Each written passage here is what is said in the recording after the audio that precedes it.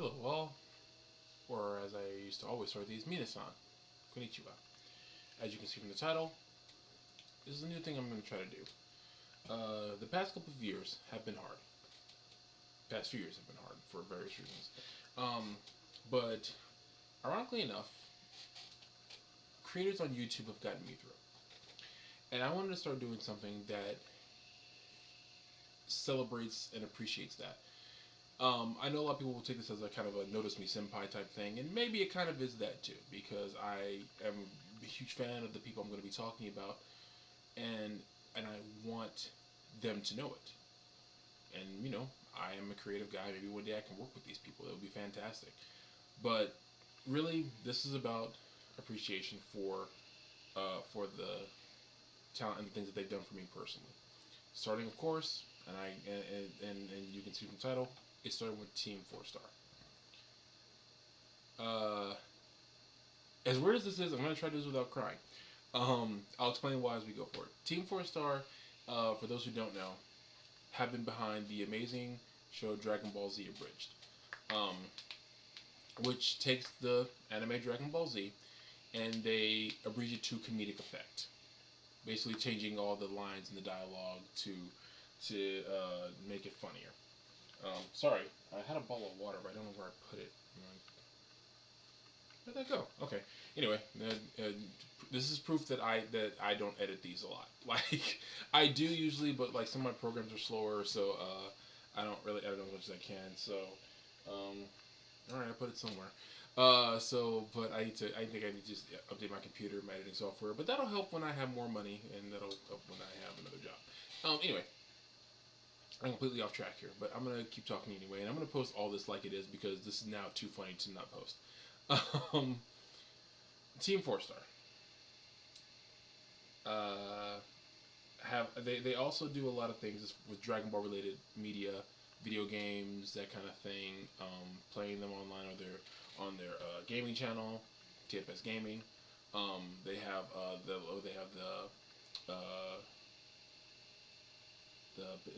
what is the name of the other channel? I can't remember, but it's another. I'm gonna put the links for everything in the description down below. And for anyone who's watching this who doesn't know who they are, and I will be shocked if people who know me don't know them. That's actually gonna inflate my ego probably way too much to know that. But anyway, why talk about Team 4 Star? Why are they so important? That they, especially that if I'm gonna do this whole thing for a number of creators, why are they first? Because of people I can name on YouTube, I've probably been watching them the longest. And I think I got to tell this to KRILLIN when I met him at San Japan one year. They've seen me do some tough times. It's a fact. Worst days, bad days, terrible days, put on Team 4 Star videos. DBZ Abridged, or watch their gaming. One of my favorite series of videos is when Lanny, KRILLIN, and Grant were playing Doom, and when they were playing Bloodborne. Them playing Bloodborne is pretty much maybe what made me want to buy it. The funniest part was when they were doing the drinking game of Bloodborne, when they would die. Every time they died, they would drink. When they fought Lawrence, not Lawrence, Ludwig. Ludwig. I thought they weren't gonna make it out that episode. Then they did the the CJ episode where they kept saying CJ's name and they kept disappearing. You have to watch the video to get that joke because that's one of my favorite jokes that they've ever done that wasn't Team 4 Star related. Lanny and Kaiser playing through Spider-Man. They're currently playing through they're probably done the DLC of Dragon Ball Z Kakarot. The quick videos they did of the three guys of Lanny, Kaiser, and Jesse playing Resident Evil Village. Grant playing Final Fantasy 7. And Team 4 Star's Final Fantasy 7 Mission Abridged was just a... See, that's the thing. Team 4 Star, they start off hilarious, but then they actually become an unofficial, fantastic dub. I felt that way about Dragon Ball Z when they did that, and I definitely felt that way when they did it for Final Fantasy 7 Mission Abridged. It went from being just hilarious to being a pretty legit dub of that PlayStation 1 game. Because even though I knew it was coming, the scene with Aerith still hit hard.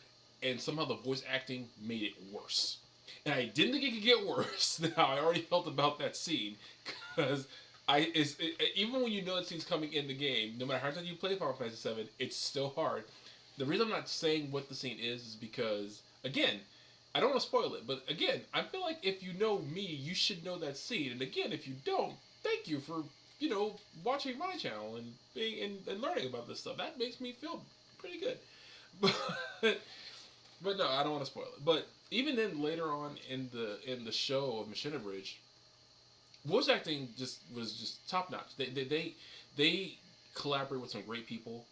Some of my favorite people that they collaborate with too, like Android 18's voice for DBZA, Shoto Ranamu, I think. I can't remember her exact name. I'm not looking at it. That's probably my problem. But she's one of my favorite voice actors. Like, that's not because like I've seen like her cosplays and everything. She's really cool. I'm also recording this really late at night, by the way. It's actually Christmas morning. So, but yeah, I wanted to do this. But yeah, so recently they did their final DBcember. And for those of you who don't know what DBcember is, every year they would count down lists of things Dragon Ball related. That's one of my favorite things to go back and watch of theirs, aside from just DBZ. Well, actually, that's why I love to go back and rewatch everything they do. DBZA, Machine Abridged, the gaming, and the DBcember list. Also, their review of Dragon Ball Super Broly, one of the best reviews of fun, because like it's reviewed by fans, so you know how much they're enjoying it. They're not going anywhere. As far as I know, they still do videos here and there, but this is going to be their final December this year, and it's kind of a hard thing because this year has been a year of things ending for me, and to know that I'm not going to be getting a December next year is tough, but I get why they're doing it. They've been doing this so long. They've covered so many other things Dragon Ball related. There's not really much else you can do on a repeated December basis. Although, if you watch this, I still do want you to do a countdown of Bulma's outfits, because then I want to critique that list because I have a few favorites and I want to see what your number one is compared to my number one and see why it's your number one. Just throw it out there. You should still do that list. Just maybe if you do it privately on your own channel, I still think you should do that list. Anyway.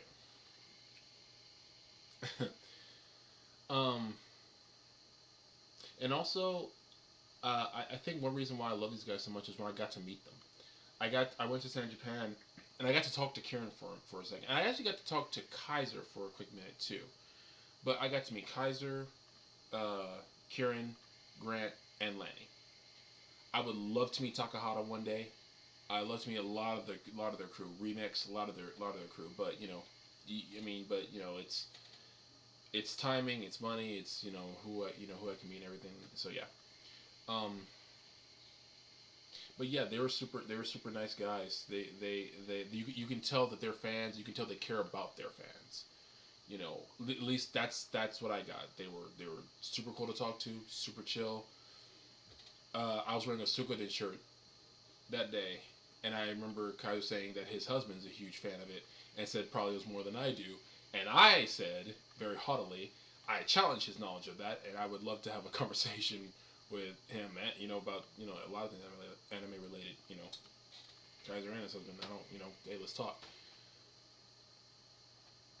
But on a personal level, Dragon Ball Z has always been a mainstay in my heart as far as anime goes. For like it is the case for millions of Americans, especially, it was the first anime I ever saw. Well, it wasn't the first anime. It was like the third or fourth that I ever saw. One of the first two. I actually saw Ronin Warriors and Sailor Moon way before I saw DBZ. But DBZ always held a place in my heart. From the Saiyan Saga to Namek, Super Saiyan, all the way on to Cell, Majin Buu, and then going back and watching. I went back and watched Dragon Ball. I went back and watched Dragon Ball, and I have watched GT. I don't like GT. GT has some cool moments, but overall, I'm this is where I'm with Kaiser and like Lanny. I'm not a GT fan. I'm one of those who didn't like it.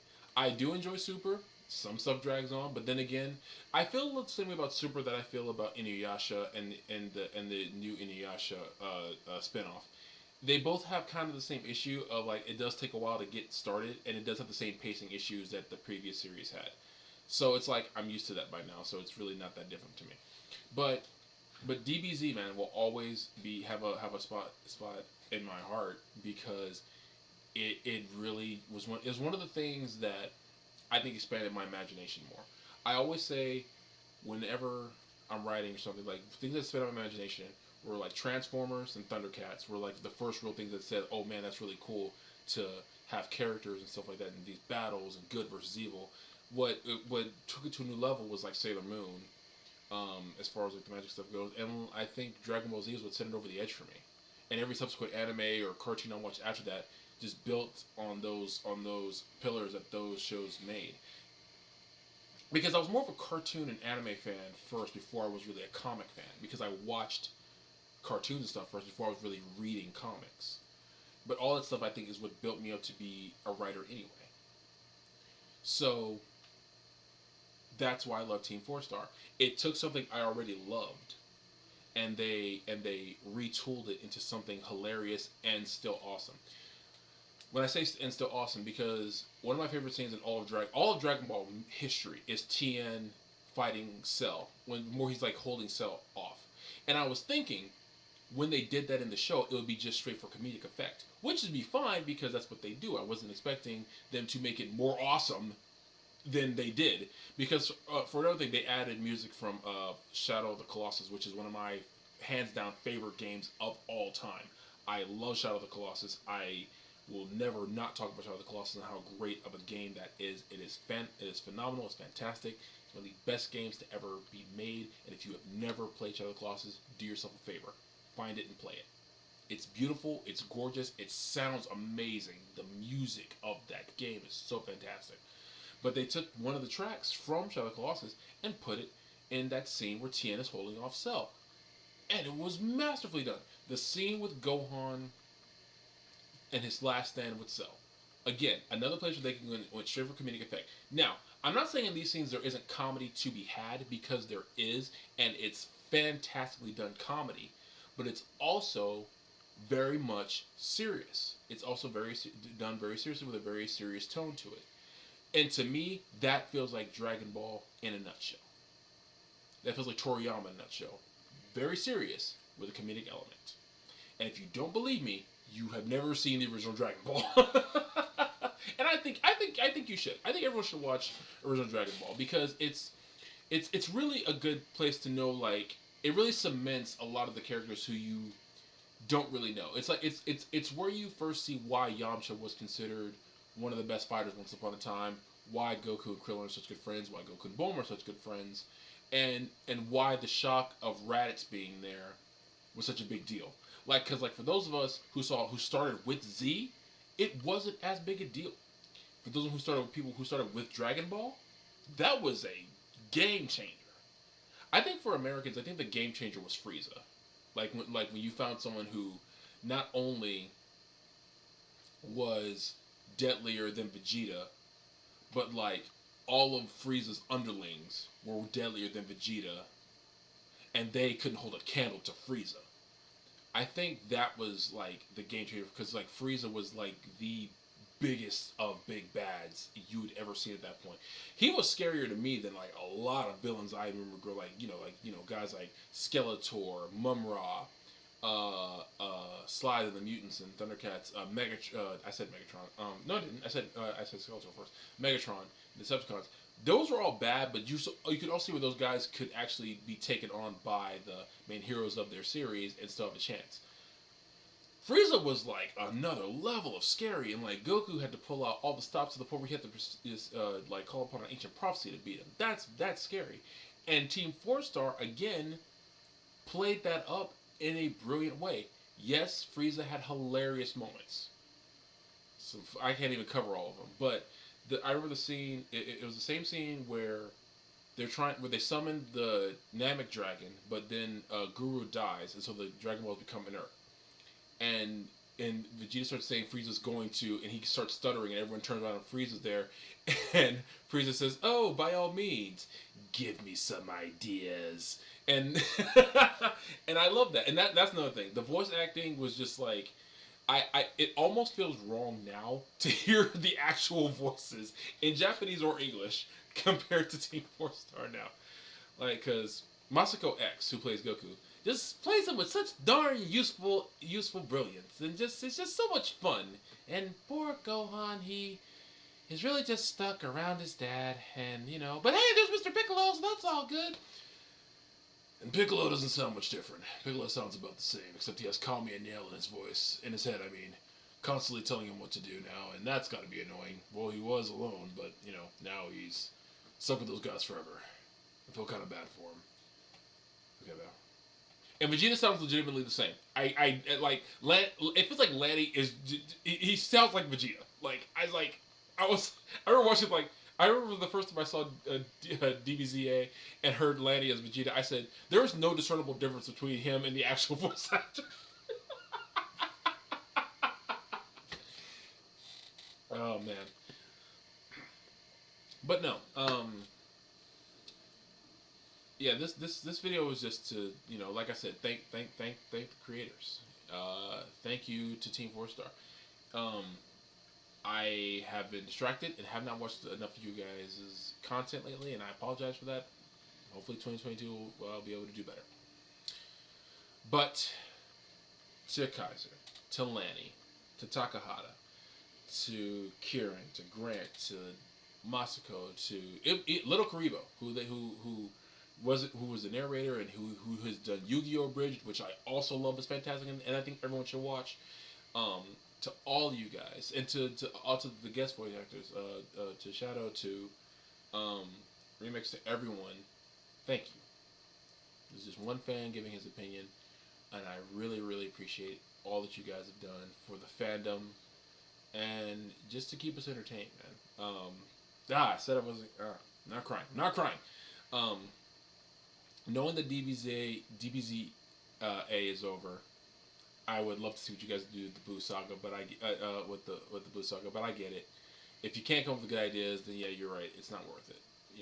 Because you guys are community geniuses, and if that's where you stop, that's where you stop. There's nothing wrong with that. I understand not continuing December because, again, if you can't come up with good ideas, if that's where you gotta stop, that's where you gotta stop. Because forcing it just makes it worse. I say that when I'm writing papers to the students. Don't force it; it makes it worse. So if you guys, if that's where you should stop, that's where you should stop. But thank you for the memories. Thank you for all that effort you put in. The hours and hours and hours it must take to put that together. Thank you so much. Whatever you guys do next, Team 4 Star, you can count on this guy being here. After all, I am the hype. I love this shirt. I actually bought it when I met them. I think Kaiser said to buy this shirt. Actually, I was asking him which shirt should I get. I think he slowly pushed this one in front of me, and I love this shirt to this day. It's one of my favorite shirts. I am the hype. Everyone watching, if you've seen Team 4 Star, and if you haven't, you should. If you've seen them already, what's your favorite thing they do? What's your favorite moment from DBZA? What's your favorite video game that they play or thing they cover? Oh, also, go watch their play of, I think it's Raging Blast 2, where you have to fight, use, what's his name to fight, Nail and KRILLIN. And watch the video where they have to fight Tien, fight Boo with Tien. Those, if I can find the links to those, I'll put them in the description as well. Those are hilarious.